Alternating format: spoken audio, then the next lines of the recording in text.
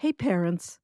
We know that between sleep training your little ones, folding laundry, and managing your never ending to do list, well, finding time to prepare a nutritious meal can feel just about impossible. That's where Factor Meals comes in. They're delicious, ready to eat meals, and they're delivered right to your doorstep.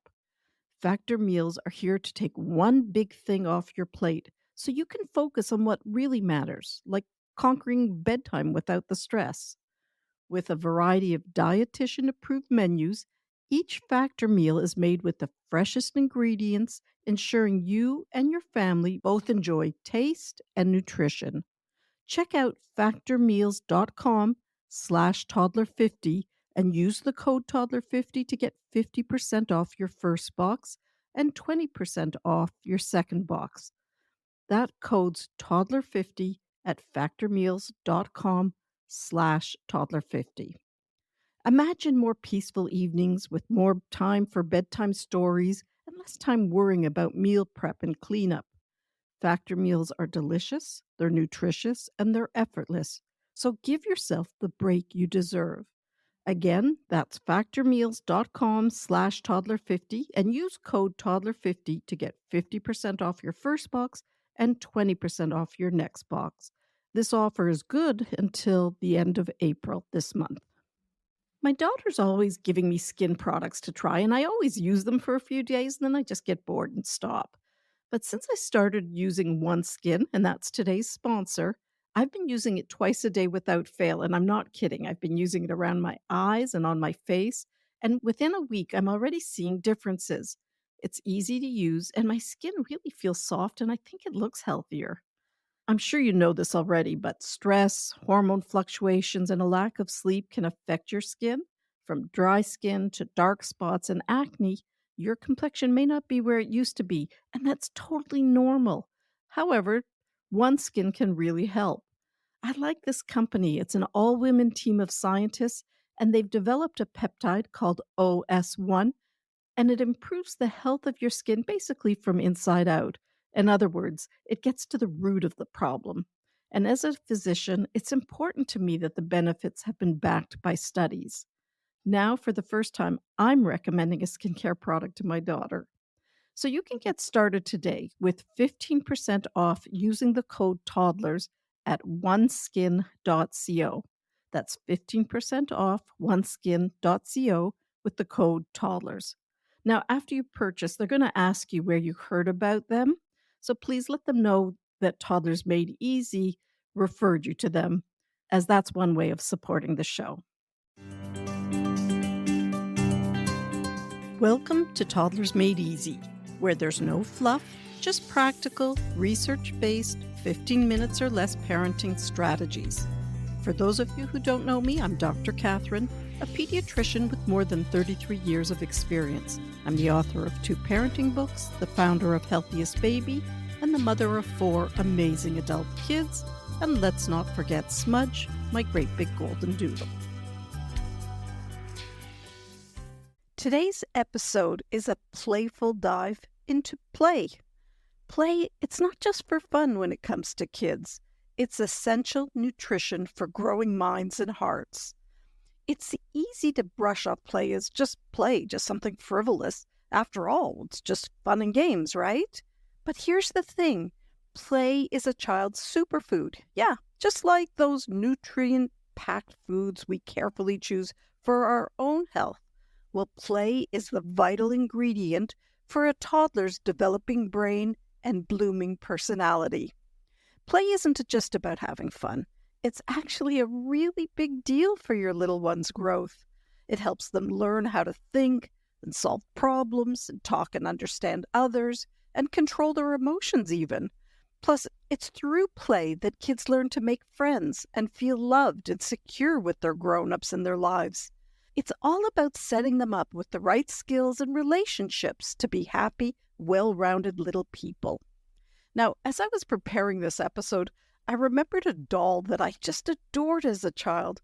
It was called Chatty Cathy, and everybody thought that was so hilarious because I was such a shy child. And Catherine is what I'm called now, but I was called Kathy as a child. So I remember this doll, which was one of the very first speaking dolls. You actually had to pull a string in Chatty Cathy's back, and she would say one of 18 things.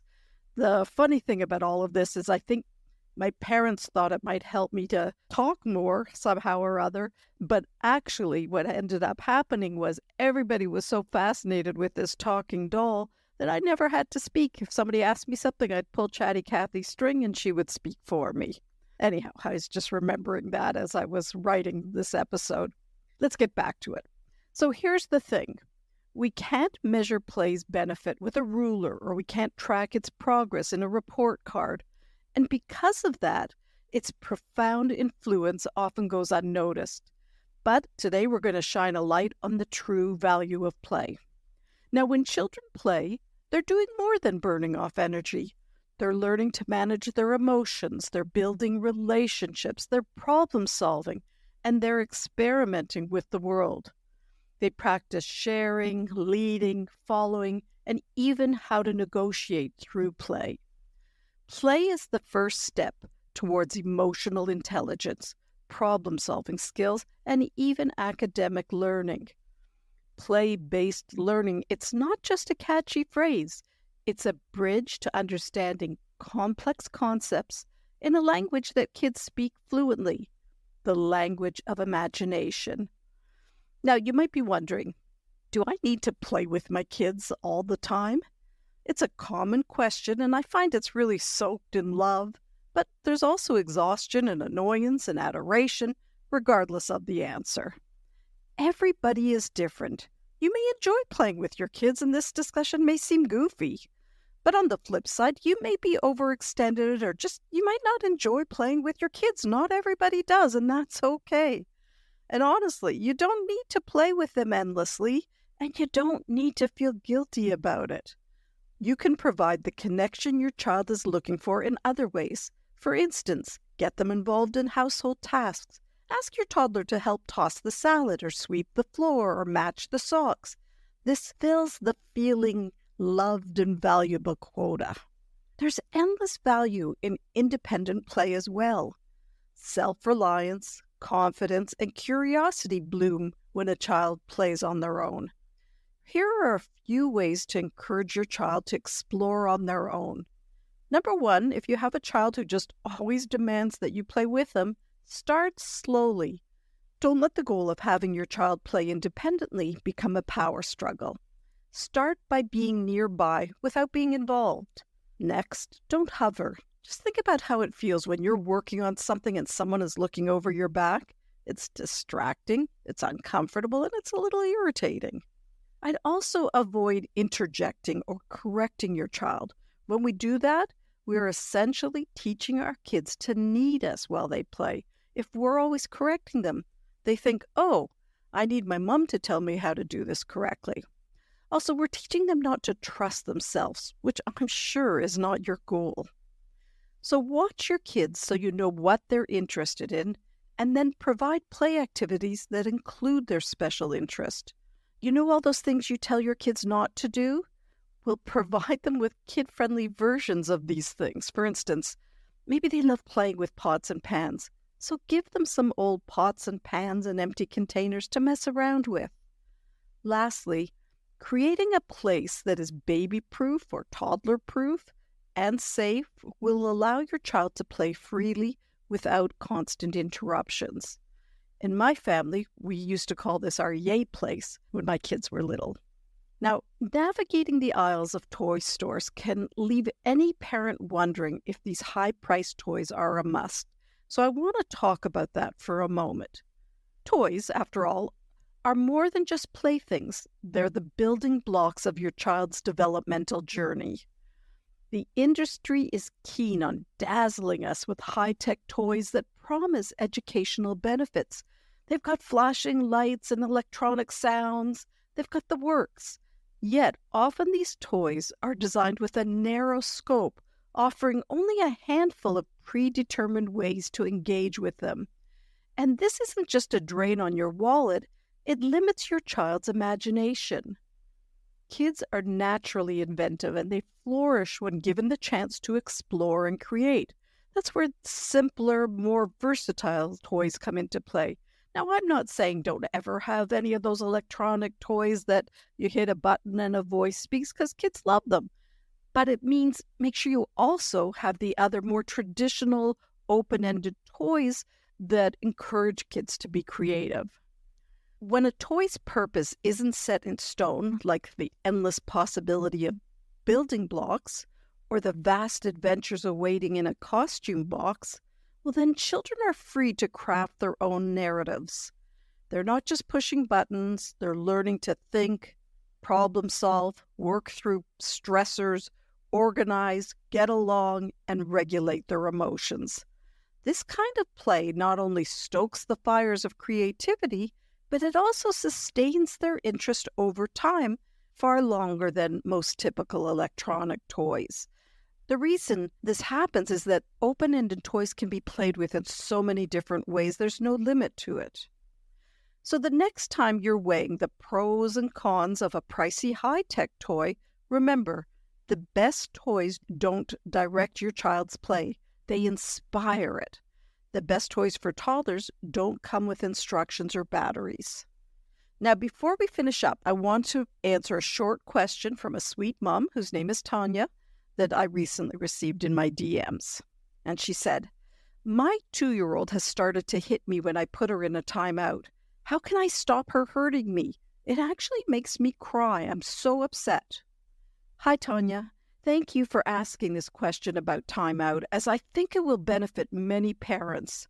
Timeouts can be very upsetting, as at the very moment your child needs you fiercely, he or she is getting sent away to stay in the room by himself.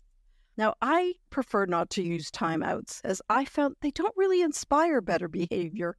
To be honest with you, I tried them a few times with my own kids, as they were very popular when I was younger.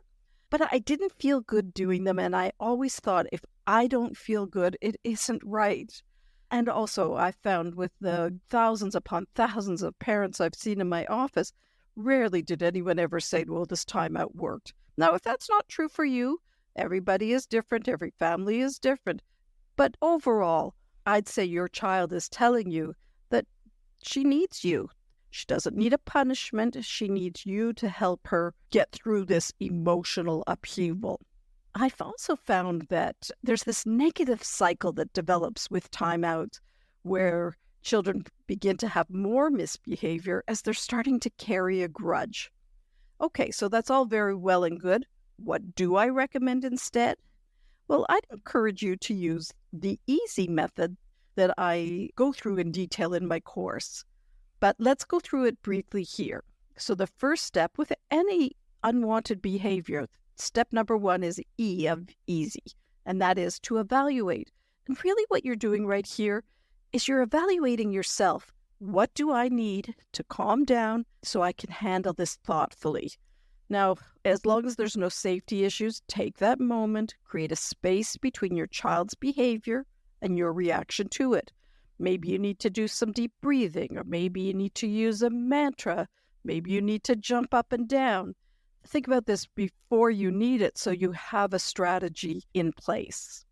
The next thing is to acknowledge your child's feelings. And I know you hear this all the time, but honestly, it's such an important point.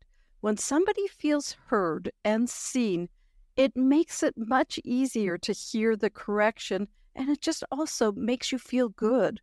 But this is where the next step of S, which is stick to your boundaries, this is also equally important. So, okay, now your child, you've acknowledged their feelings, they're more open to learning, and here's where you don't allow yourself to become a pushover. You stick to your limits. So let's say your child just threw the remote control. Well, I would take the remote control and I'd say, it is okay to feel angry. But now it's time I'm going to put this remote control away because I don't want you to hurt yourself or hurt anyone. And it doesn't matter how much your child cries, you stick to that.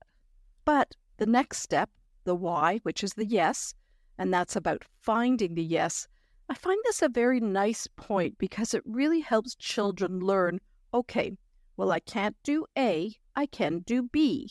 And so what I'm saying with this point is that you find something your child can do. Now, it doesn't mean right then you could say, hey, later today, why don't we go out in the backyard and we'll throw a ball? You see, you're telling your child it's not just all the no's in the world, there are other things you can do. And that really inspires optimism in a child. Sometimes I just do it in imagination. Wow, wouldn't it be amazing if you were a pitcher at a baseball game and you would take that ball and throw it across the field? So it doesn't have to be that you're actually giving them something else to do. You can do it just in imagination. Now, there are so many topics related to play that I'd still like to go through with you that I've decided to do an extra additional bite-sized episode this week because I want to talk about a few additional play-related activities. As we wrap up today's episode, remember the true value of play is immeasurable, but its impact is real. Until next time, keep nurturing those little moments because honestly, every moment is a big one. Keep up the good work, and I'll be putting out the second episode on Friday of this week. We're going to really focus a lot on putting away toys and some other play-related issues as well.